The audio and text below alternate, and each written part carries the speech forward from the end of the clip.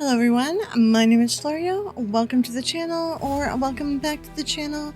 Either way, it's great to have you here. Fat cat. This week's video here, we are going to do something a little bit different. It's going to be a little bit laid back. I'm trying to do something that's like minimal research, minimal editing. So it's not going to be much here. I'm just going to kind of talk. Those who are new to my channel, I guess, welcome. Get to know me, check out my other videos too.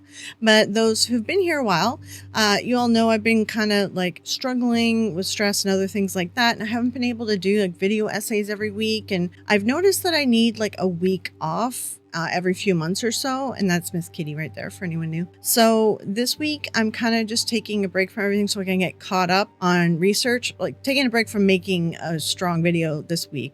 So I can get caught up on research for other videos that I have been trying to work on. I'm just sort of like getting overwhelmed and behind on everything. So I asked you all, what kind of things could I talk about this week? What kind of things could I put in a video that would be interesting for you guys to hear about? And like minimal research, just sort of me talking off the top of my head. I'm not even going to do any research at all. It's just all from the top of my head. So anything I say, double check names, years, things like that. So there's a few topics that you all recommended. We have, what is my opinion on like ghosts? And I have an opinion on that. I'm going to talk a little bit about that. Then what is my opinion on the afterlife? And what do I believe happens when people pass? Ways I use spirituality in my daily life. Ways I protect myself for those new to the channel. I'm pagan. That's my belief system. And I'm like essentially an ex-psychic, I guess, in a way. A little bit of a different lifestyle. Also, people suggested too doing a video on Ouija boards and tarot. And then other suggestions were Canada superstition. Okay, so I thought about Ouija boards and tarot, and I know you guys wanted that in the live stream, but I do kind of want to do like deep dives into that sort of stuff. And I do think that there's some history and research that I would like to provide for that. So I don't really want to talk too much off the top of my head with it, but maybe it's something that we get into when I do like the full videos on ways I use spirituality in my daily life and ways to protect myself. Maybe I could do a video where I kind of talk about my belief system, like being pagan and, essentially like it's witch related things, right? Like witchcraft and such. But there's more to it. So maybe I could do a video where I kind of lay that out a little bit more. I think I covered it in a video a bit, or was it a live? I can't remember. I do remember I talked about in Raw Paranormal. It was an interview I did on a podcast. So I could just do a video where I go over that, but I would like to actually sit down and write out the timeline of everything and grab some names of authors and stuff and any advice I can give to you guys. So what I'll say is, if you're watching this and if you're interested, leave a comment below on any questions you have regarding paganism, witchcraft, Wicca, anything like that. I'm not Wiccan, but I'm more pagan, I consider myself. But if you have any questions for that video, because that is one that I could do, and I want to sit down and actually organize it a little bit more, because I do think that if we're talking about belief systems and sort of religions and such, I'd like to provide like some good information and some reading material for those who ask for it, because there are people who ask me for it too. So let's do that in a separate video. Then people ask for Canada superstitions. I can't really think of any, to be honest. There's like usual tropes and urban legends, I guess, but I could do a video on that later. I'd have to do some research on that one. So what I think I'm going to talk about today, and I know, and those of you who aren't new to my channel, I babble a little bit. So sorry for anyone new, I'm babbling. But what I think I'm going to talk about today is I'm going to talk about what I think, like my opinion on what ghosts are and my opinion on the afterlife and what happens when we die. And I did talk about this in one video. So to start off, regarding the afterlife and what I think about like when we die, I made a video called something, I'll try to link it. I made a video, something called like, do souls really exist or something like that. And I do some research on like the science behind it, the physics theories, the biology theories and things like that. I do get into a little bit of that, and I do feature like some actual data and information. So I will link that as well as additional video if you want to check it out. But just to start, we'll start off with death, right? So what I think personally, when we pass is, like I've explained in my other video, we have electricity in our bodies, right? and it's energy, and energy cannot be destroyed. It can only be transformed. So I believe that after we die, personally, I believe that there's like a small part of our energy that is like, I guess, like a soul, right? And I think that that gets put back into the system. And the system for me is not Earth, it's the entire universe. I do believe that there is life in things that we don't understand. Like there could be life inside of a nebula, but it's in the form of electric currents and electric signals. And we can't comprehend that that is intelligent life, and we don't know how to communicate with one another. So I do believe in things like that. And I do believe that you can get reincarnated into anything, right? Whether it's something like that or intelligent life on another planet or something back on Earth or whatever like that. So I do believe that we get reborn. We move on to our next thing. Personally, I used to believe that we could have a choice to hang out, watch people for a bit, then choose what our next life is going to be. I used to have that sort of like magical thinking, I guess, like hopeful about that. But honestly, I believe that the world is more order within chaos. So I think things are more chaotic than we realize. So I kind of feel like when we die, and again, I'm talking about what I think based also on stuff I've read in my whole life. I've grown up with spirituality. So I think that when we die, we just kind of enter back into the system like it's a river. And wherever we splash off into is our next journey. I don't think that we have a choice of where we can go. Otherwise, if everyone had a choice, then we would all come back in perfect lives, right? With all this knowledge or whatever. I just feel like I don't think it's a choice. I think it's random. I don't think it's fate. I just think it's random. And we move on to our next life from there. But I do know, because I used to adopt the theories of, I can never remember if it's Buddhism or Hindu, who believe your next life you step up depending on your karma and everything like that, and karma can follow you in other lifetimes. I used to think like that, but now I honestly think it's just about general energy, and wherever our energy floats off to next, wherever it breaks off from the river metaphorical, whatever, that's going to be our next life. So that is personally my belief on it. So I don't think that we're just dead, but I don't believe in heaven and hell. I don't believe that there's another realms. It doesn't make sense, because how would we be creating new souls if all the souls are up there? Where's the energy coming from to create new souls, right? Heaven and hell never made sense to me, because if they're trapped in heaven or trapped in hell and they can't be reborn, where are we getting the energy to create new life? So that just never really made sense to me. And that's why I don't really adopt to that sort of thinking. And I know from there, so people are going to ask, well, what do you think about near-death experiences? Because people see different things. Honestly, most people see the same thing for the most part. You can match up very similar stories across multitudes of NDEs, near-death experience. It's been proven by science. It's our brain. It's brain chemicals. It's our thought process. It's how we're handling trauma in the moment. All our brain. Our brain is more powerful than we realize. And I've come to accept that in the last, I don't know, I guess it's been maybe 10 years, maybe more. I can't remember really a timeline, but I've come to accept that the brain is more powerful than I realize. And a lot of stuff that I thought was like true or reality or whatever isn't. And it took some different traumas for me to realize that, of course, but I see it now. And now that I see it and understand it logically, and it's very clear to me. And I think once you've escaped or stepped out of a magical thinking world, whatever it is, religion, spirituality, cult, anything like that, right? Once you've stepped out of that, then you're looking from the outside. And when you're looking from the outside and you're watching other people who are still in it, it's very clear. It's very clear that it's not real. It's very clear that it's all magical thinking, to be honest. And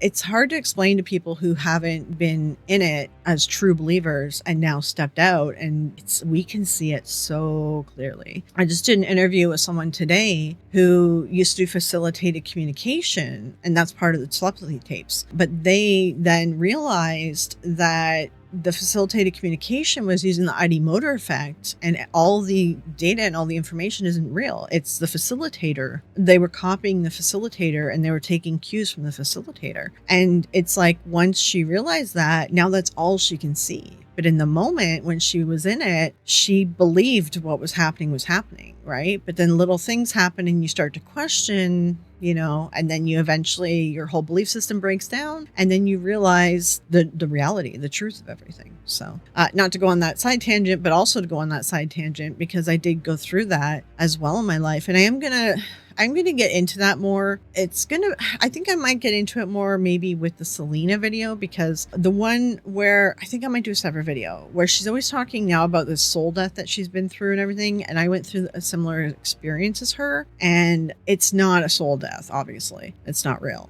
but it's like very much the brain. And I went through all that too. And I ended up going to therapy to get help, because I'm like, no, something like everything's gone to crap. And I spent a year like struggling, and I'm like, okay, I need therapy. And I did a lot of therapy, and now I've worked everything out. So it's a whole side tangent anyway. You know me, I go on side tangents. And this video is going to be just a random video with minimal editing.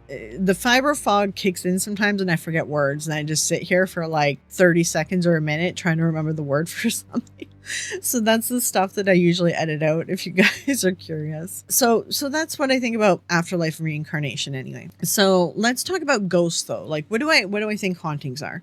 So it's actually a multi thing for me. I think it's like 3 things that I've decided that they are. And this is my theory. Of course, nobody knows what ghosts really are. Like, we don't have those answers, and we're not going to have those answers, especially now with the way paranormal and parapsychology and everything is treated now. Like, I just don't think we're going to get these answers anytime soon. I think we're going to get answers through physics, through quantum physics and theoretical physics. That's going to give us our answers. But it takes someone who has the drive to want to know to then push the science, right? So it's a tough one. But so anyways, what do I think ghosts are? First off, it's really important to realize that time is not linear. And this is actually like science. It's been proven. Time is not linear. It essentially can fold upon itself. We're never going like this present moment right now can exist in the past and in the future. And I know it's hard to understand. It's hard to wrap your brain around. And at some point, I do want to do like a deep dive video on it and show you guys the science behind it to explain it a little bit more. But just kind of think about it. So someone described it really well in the live today. They said, if you have a piece of paper and you have 2 corners here. Let me see if I can find something. So you have a piece of paper, right? So you're here and your destination is down here. Time is not linear. You don't have to travel. It doesn't take that long. You can fold the piece of paper and end up at your destination. And that is the science behind time. Like, time doesn't just go in a straight line. And that's why even like if you go up into space, time starts moving faster. I think it's faster. Off the top of my head, I can't remember. It's like, I think anything small is faster and anything bigger is slower. So no, I think time moves slower once you're in space. The time on Earth moves faster. So people are aging faster than if they lived just outside of Earth in space, not in the orbit, but like outside the orbit. It's very interesting. Even in the orbit, time's a little bit slower too, but the further you get from Earth, time slows down. So time isn't linear. And this is the biggest thing I think that we need to remember. It's like time is a construct that we created as humans, and it's something that I think limits our views on things. So I will get into a deeper video on this, but so my first series, first off, I do think that the majority of hauntings is this. It's we're seeing a picture in time. And I think a lot of those, I think the majority is residual hauntings. The ones that like are truly hauntings and not like debunked. And the majority of them I think are residual hauntings. And I think areas where time is like where the veil or the fold is too close to us. Like there's like, it's almost like there's a hole or like we're folded in right there. It's like something happened at this chaotic area on Earth and it caused like a thing to fold in. I think our energy, the energy we put out, I think does it. For instance, if you're sitting in a room or like, let's say you're at home and everything's fine, you're having a great day. Then your husband or your wife comes home and they're horribly like mad or sad or whatever, like they're in the worst mood. That brings down your mood.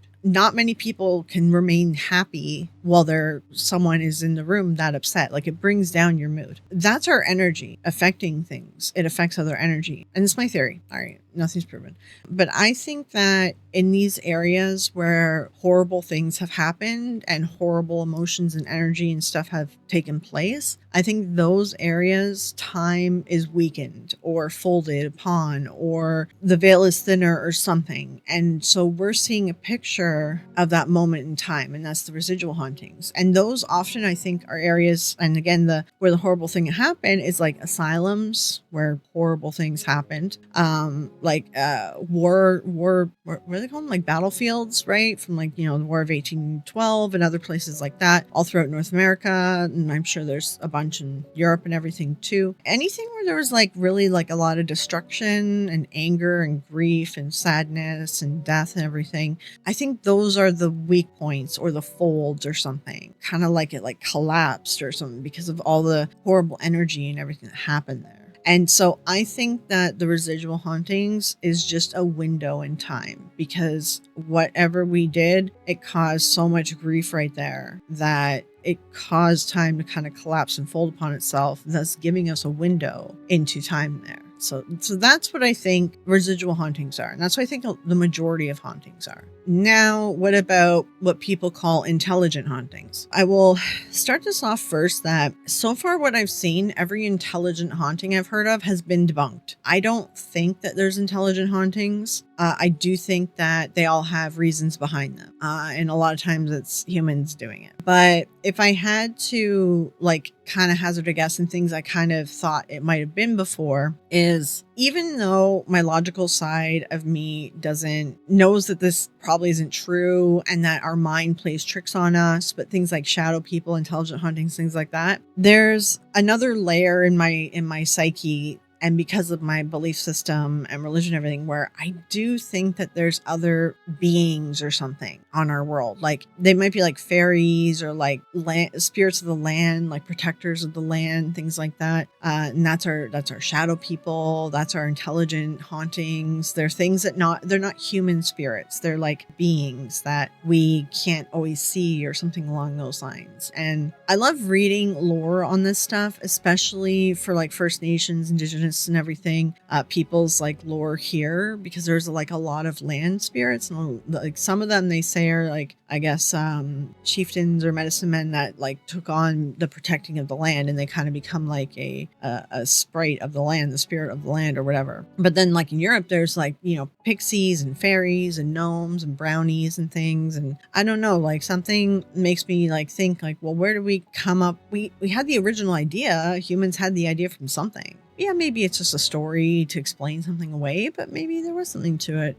I don't know. Like I said, though, I haven't really seen an intelligent haunting that wasn't debunked. But if there ever was one, I would hazard that it's not human. It's something else. And I do enjoy reading stories about what these other things might be, these different spirits and things and creatures, and just listening to folklore and everything too. I really enjoy taking that in, and I do find it fascinating. And if it turns out that that stuff is all true and everything, like I'm on board for that. Like I would, I wouldn't be like totally against it. You know what I mean? But I am like highly aware that, a lot, it's pretty much not true, but it is something that's, I don't know, it's kind of a bit of magical thinking that I still have, but the logical side of me can like step out and be like, okay, like none of that's probably true, but it's kind of like, it's fun to learn about. I think the biggest thing is like treat it like it's fun to learn history and everything. It's the history and the folklore and the stories, and that's what's interesting, is learning that stuff, but don't take it too literally. So it's like residual hauntings, and we have our intelligent hauntings, which is that. And again, remember, like I've always said, gadgets are garbage. They're just toys. They don't pick up ghosts. We have no proof that ghosts exist, let alone that they can talk to us through these gadgets. And they can't. The gadgets have been debunked more than ghosts have been proven real. Anything that talks through a device or an app is not intelligent haunting. That's not proving anything to me. It's your gadget doing it. You're talking to a gadget. That's what it comes down to. So I don't believe in that. When I say intelligent haunting, like it's got to be something that interacts with you intelligently that doesn't require gadgets and devices and apps and crap. Now, what other hauntings are there? I guess just poltergeist. I go up and down on the poltergeist thing. I know everyone's like, oh, it's usually like a kid going through puberty or whatever, and they have a lot of energy in the house. Or like, I have also known people where they were in a very bad relationship, it was like spousal, physical, like, and there are a lot of anger and a lot of like hatred in the house because of it. Their house like was weird, and like weird stuff would happen, like poltergeisty kind of haunting stuff. Does our energy do that? Like, is that our energy that's kind of causing weird things to happen because something horrible is happening? Or is it, at least with the kids, I don't know. A lot of kids have been like caught faking. A lot of them, the stories are, oh, their parents going through divorce, and they're like freaking out about the divorce, or like they're not getting enough attention from their parents. The parents are like, they might be dealing with substance issues or things like that.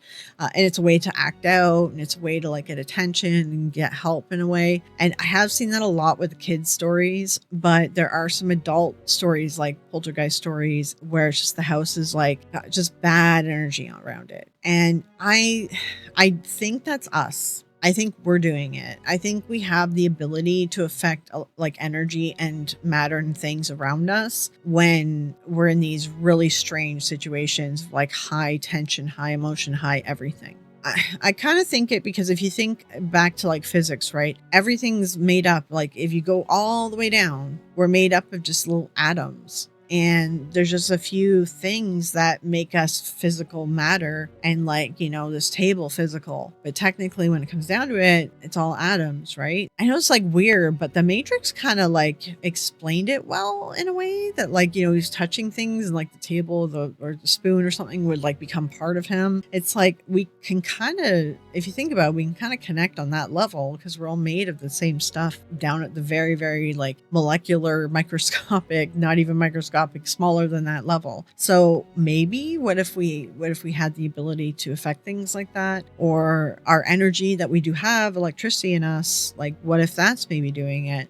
What if, even because everyone's houses now are wired nowadays, like what if maybe the electricity in us and we're affecting the electricity in the house or something? I don't know. I don't really like to subscribe to that theory too much, because a lot of people will then just use that all the time. They're always like, oh, it's poltergeist immediately. And they're like, oh, there's a kid in the house. That's why. It's like, well, but wait, what's going on with the kid? Because I think like that's where a lot of things get lost in translation with these hauntings, especially residential ones. And I'm going to be doing a video on this. Is a lot of times it's families or somebody who needs help. Like that's what it comes down to. And these poltergeist weird situations, these people need help. Something's wrong. And that's why this is happening. And instead of getting the person or the family help, they chase ghosts. So it's like, it's better to help your fellow man than chase imaginary things that aren't real, right? So poltergeist, if there's a real poltergeist situation, I don't think it's a ghost. I do think it's the humans in the house that are doing it.